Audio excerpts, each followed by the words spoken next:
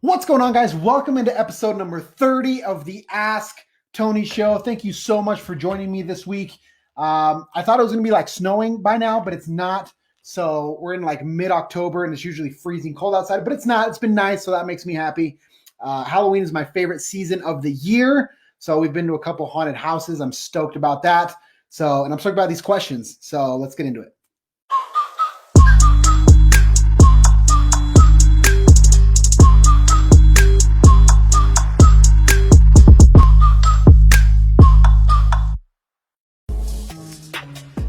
I'm a freelancer struggling to find work. What can I do? Freelancers stress me out.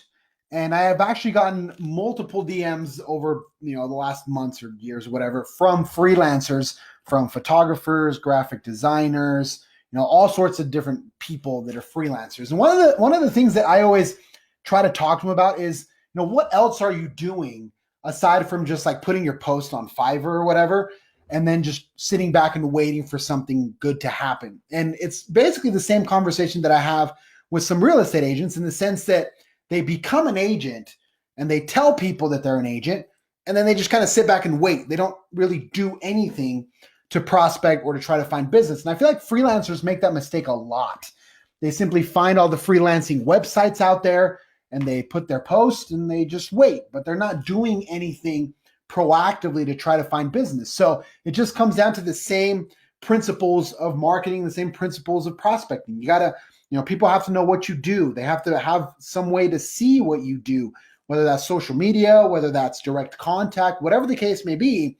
But, if you're a freelancer, for example, if you're a freelance graphic designer, you have to put your designs out there. You have to create an Instagram page. You have to show people little tips and tricks on how they can create their logo. You have to provide value to people so that then they can come back and use you. But if all you're doing is just putting up your listing on Fiverr and then just waiting, and you're complaining that you don't have a lot of business, then I can't say that I feel bad for you. How do I keep low self-confidence from keeping me from succeeding? You build it. And the way you build it is by learning. The way you build it is by shadowing people and getting experience. The way you build it is by, consuming positive material and making sure that your inner dialogue is healthy. But if you have low self-confidence and you keep it that way, you're never going to win. Because in order for you to get to a place where you feel like you're winning, once you get there, people are going to try to tear you down. And when people try to tear you down, you have to have a high level of confidence to actually stay there. Otherwise, you'll break. So the number one thing you have to do is find ways to build that confidence, find ways to build your self-esteem. And again, it's the same principles. You have to consume positive material. You have to actually know what you're doing. One of the things that sometimes real estate agents, and I use them obviously because that's my field, but one of the things that affects their confidence is they don't know what they're doing. So they're nervous. They don't have the skills. They don't have the knowledge. All they know is that you can make a ton of money being a real estate agent. They got their license because somebody told them to, and that's it. But they don't have the skills, nor do they put in the time to acquire the skills. So obviously, naturally, their self-confidence is low. And the other thing with self-confidence is what a lot of people try to do is they try to fake it until they make it. But that is the stupidest thing that you can do. Fake it till you make it holds no value for anybody. And I've said this before.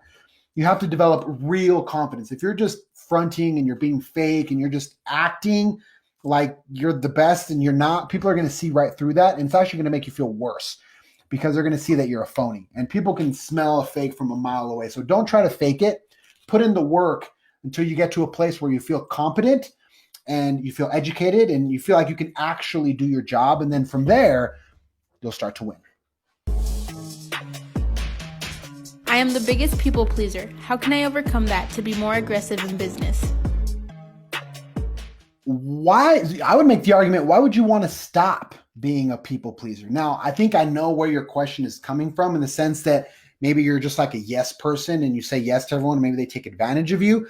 But I think that the premise is business is about people pleasing. That's the way you win, is pleasing people. So I think that you have to maintain that to a certain extent.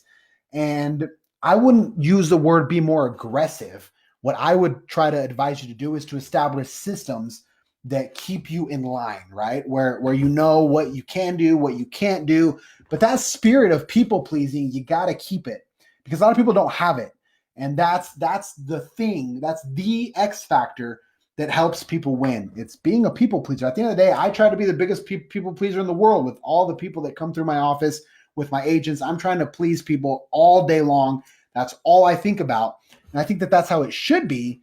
But again, I understand the premise of your question. If people are taking advantage of you, if you feel like they don't understand you, then you got to set some boundaries, but don't lose the people pleasing to become a dick because you feel like you got to be aggressive to win. That's just not true. This market is crazy and I'm sick of it. I can't win anything. I feel you, man. A lot of our clients go through the same thing. And one of the things that I've actually had to coach a lot on is perseverance, because I get it. I mean, the market's crazy, multiple offers. You feel like you submit this crazy aggressive offer and you're feeling good and you lose and you lose and you lose, or you got to offer a ton of money above. So I get it. I completely understand it. But what it comes down to is who's going to persevere at the end, right? Which buyers are going to take the disappointment of a loss and they're going to translate it and keep moving forward and keep being aggressive and keep seeing homes and keep doing that. Those are the people that are going to win. So one of the things that I always tell my clients is, look, your goal is to buy a house. If you quit, then you're not going to buy a house. And sometimes those lofty goals, right, which for a lot of people is to own my own home, sometimes the goals that we set in life, they're not as easy as we would like them to be, if you will, or they're not as simple as we wish they were. Things get more complicated. They require more work. They require more time. And so sometimes people get a little bit discouraged by that. But one of the messages that I try to convey is, hey, if this is your goal, yeah, it might be a little bit harder than you anticipated.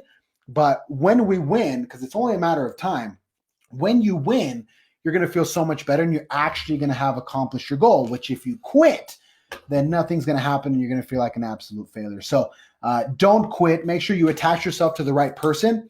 But that's just the nature of the market, man. I mean, you have to stay in there. You have to fight for what you want, which at the end of the day, it's your home. And especially when clients have kids, for example, I always try to use that, because I felt the same way. When I bought my house, my dream was to have a nice place for my son where he could grow, where he could have, space, and he could have his own room and he could just be taken care of. And so that was kind of my why.